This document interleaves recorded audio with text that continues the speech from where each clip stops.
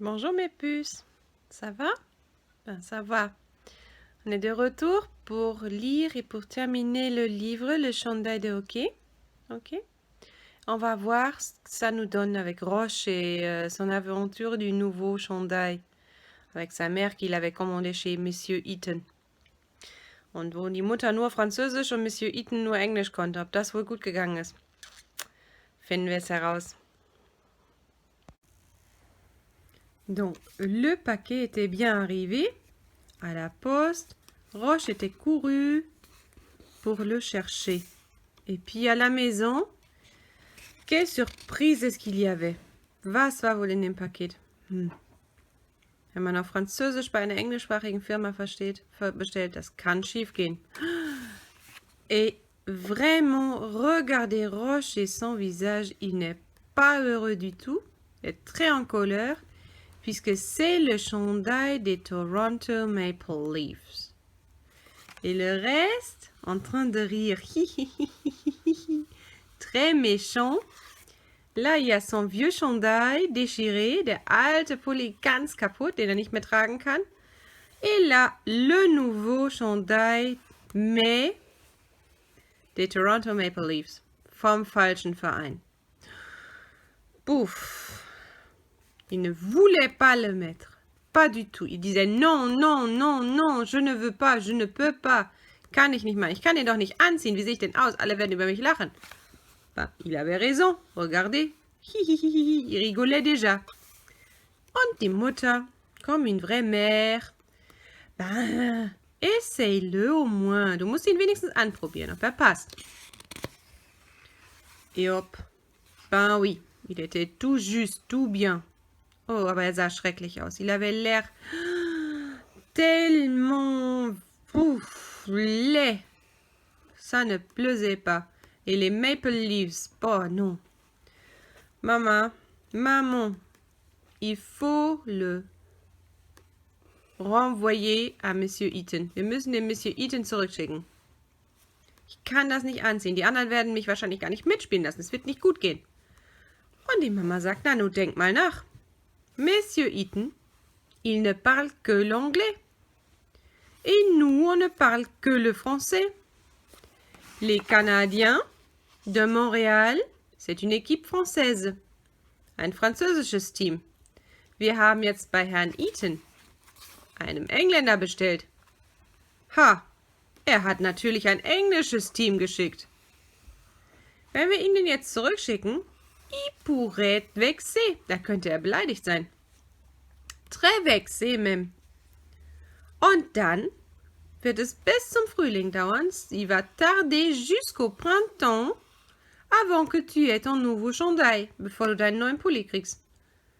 Dann kannst du gar nicht Eishockey spielen. Donc, vaudrait mieux jouer avec le chandail des Maple Leafs. Oder du spielst gar nicht, weil du bis zum Frühjahr wartest und gar keinen Eishockey-Pulli hast.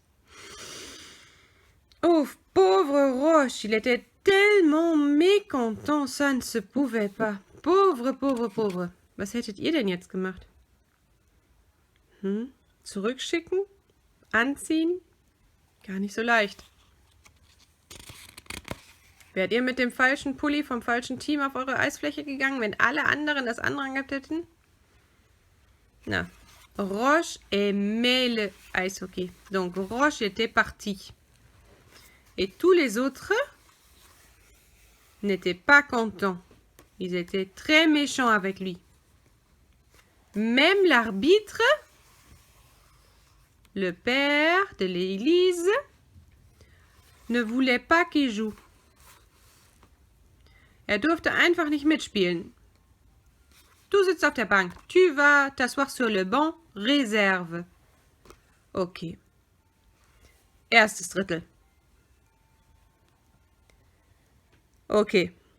Zweites Drittel. Immer noch kein Einsatz. Drittes Drittel. Il voulait sauter sur la glace, mais non, il ne pouvait pas. L'arbitre lui sifflait. Il disait, non, tu ne peux pas. Raus mit dir. Zu viel Spieler auf dem Eis. Strafe für dich. Et là, Roche était furieux. Er war so wütend qu'il prenait son bâton et le jeta sur la glace. Et crac, le bâton rompu. Et les autres étaient ouf, étonnés. Et le père, il était furieux aussi. On ne se porte pas comme ça ne se peut pas. Sowas kann ich hier nicht dulden. Mein junger Mann, Wut ist kein guter Begleiter. Die von euch, die die Nibelungen gerade hören, erinnert euch an Kriemhilds Zorn. Wut macht nie gute Pläne. Wut ist keine gute Basis für Entscheidungen. Pour Roche, non, ça ne vaut pas. Et pour Kriemhild non plus. Das sagte der Pfarrer Roche auch. Komm, wer sich so verhält, va-t-on à l'église, prier à Dieu, et tu penseras à ce que tu as fait.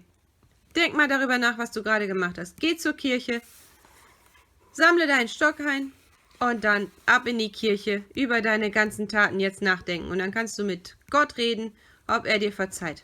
Ab.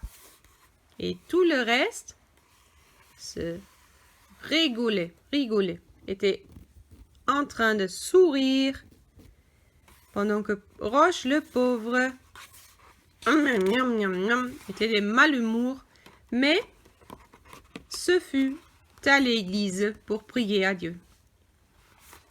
Was glaubt er? Was glaubt ihr denn? Worum hat er Gott gebeten? Einen großen Sturm? Ganz schnell den Sommer? Ein neues Trikot?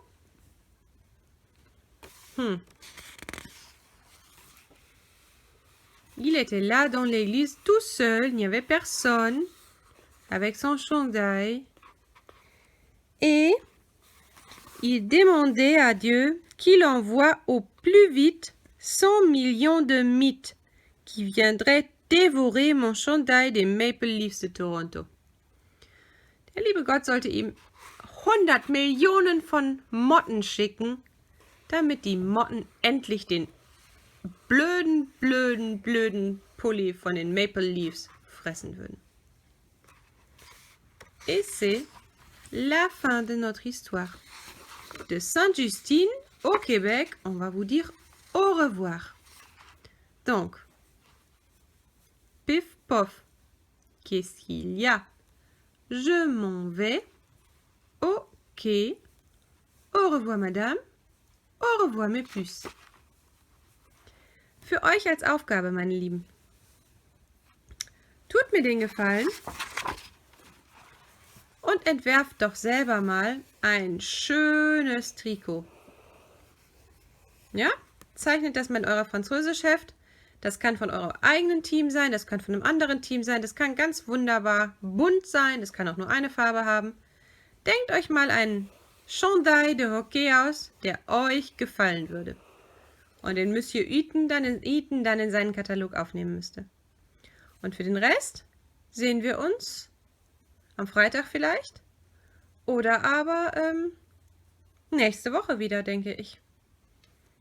Genießt den Rest der Aufgaben. Bis dann. Tschüss.